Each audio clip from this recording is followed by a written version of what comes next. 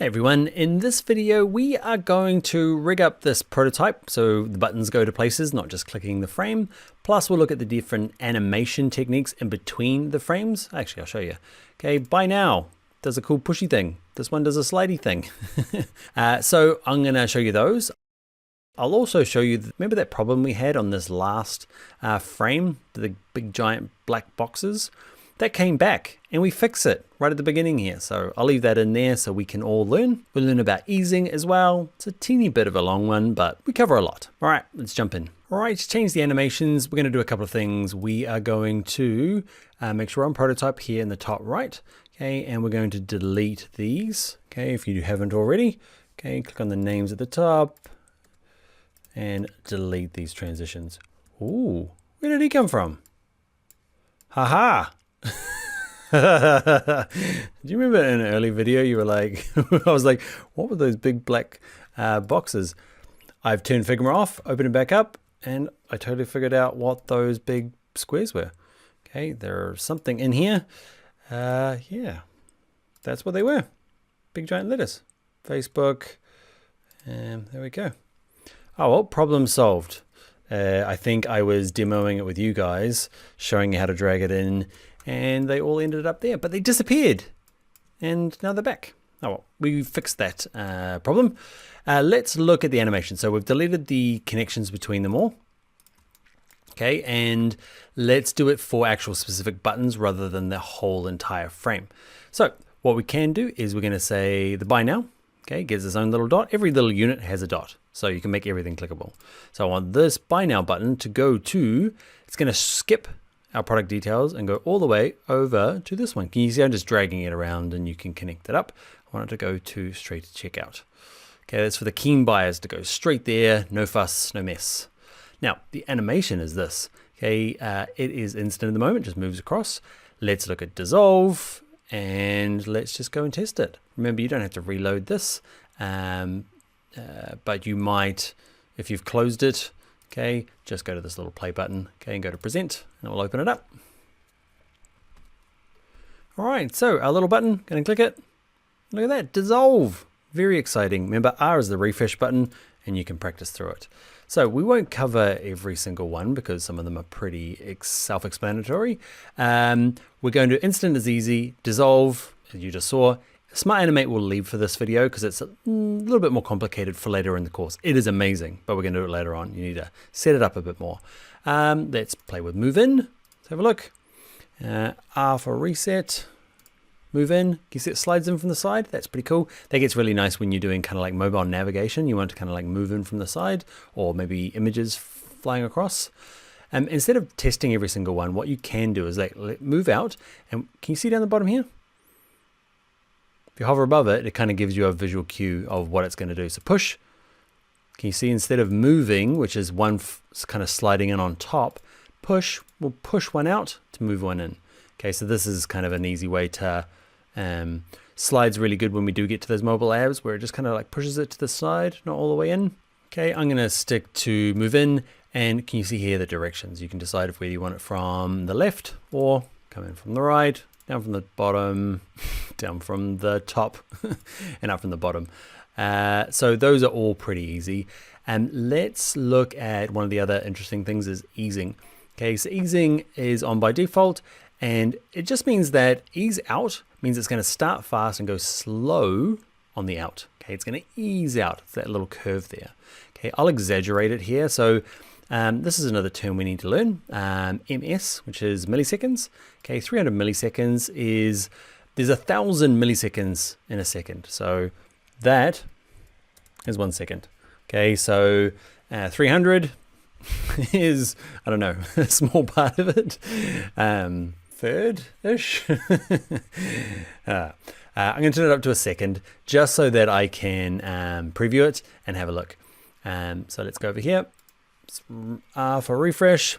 By now, can you see? Nice and slow, but it starts fast and then gets nice and slow at the end. Okay, so that's ease out. What's very often nice is both ease in and out. You can ease it in, so it goes slow at the beginning. Watch the little Can you see? This actually shows it even better in this little icon here. So it starts slow, and gets faster.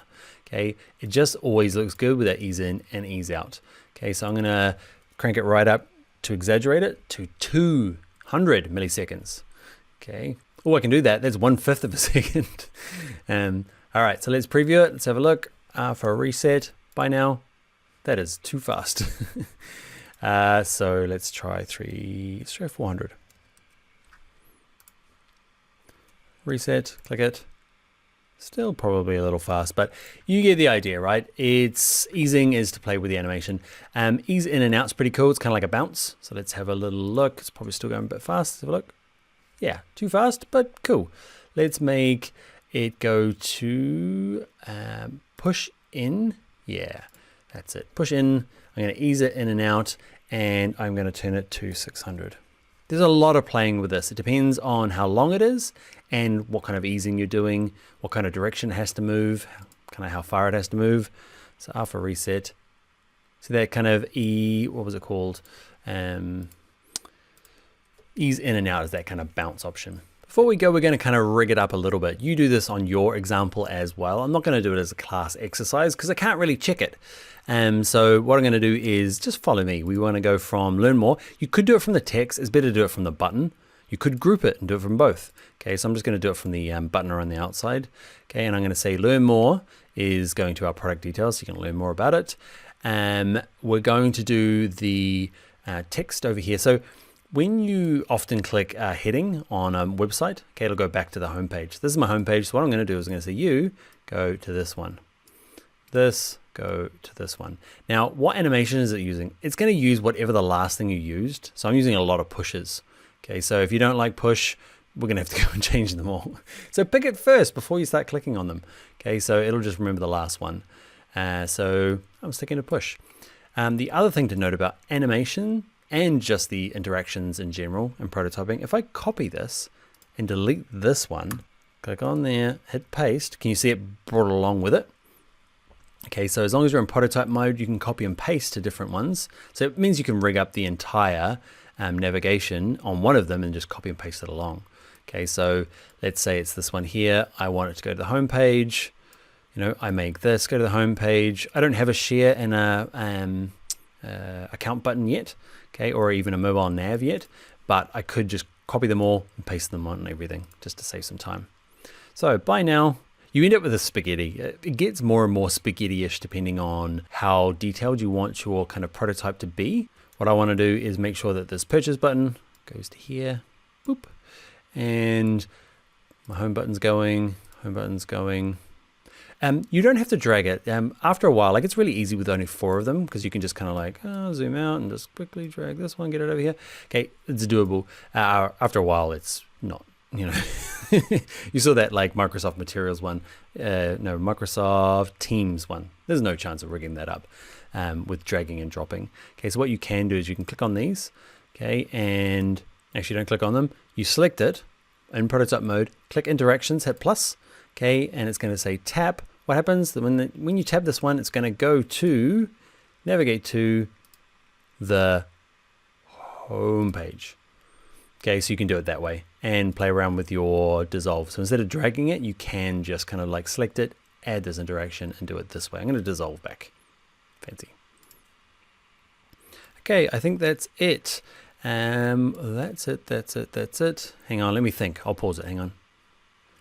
It's hard to get it right anyway when you're in the desktop view. In our upcoming video, we will test it on our actual phone. And then you'll know instantly, you'll be like, I'm stuck and I can't get back. Okay, so you can update your prototype. Oh, updating them. We didn't do that. So if I want to update this one from, you know, push, you can click on this line and it will pop that out. Otherwise, click on it and then you can click on homepage and it just pops that thing back out again. To delete one, you can drag it off and back into itself so it disappears, or you can click on the line like we did before and delete it. All right, we're starting to get prototypey. Let's have a look at our prototype. What can we do? Let's go back to home. Did you notice that if I click on somewhere where it doesn't work, these little blue dots appear? It's just to help people that are testing, even yourself, what to actually click, okay? Because we are doing, let's say, a task flow, and it's very simple. There's only 4 slides in it. And I only want to test that. I don't want people going, I'd probably remove that plus button for my test just because it's going to confuse the test itself, okay? But maybe it goes to the product details page, but if you click anywhere, it should highlight the one. So buy now, purchase, hey, congratulations. The push and the bounce is a bit weird, but you get the idea. All right, that is animation. What you probably are thinking is, I'm not sure I can use Figma because it doesn't have the best, most amazing animation transition in the world. Let's have a look. It doesn't have dissolve. Where's my page peel and my barn doors? I know. They're actually illegal in most countries now because they're so terrible. So for your viewing pleasure, editor, can we wrap up with a page peel?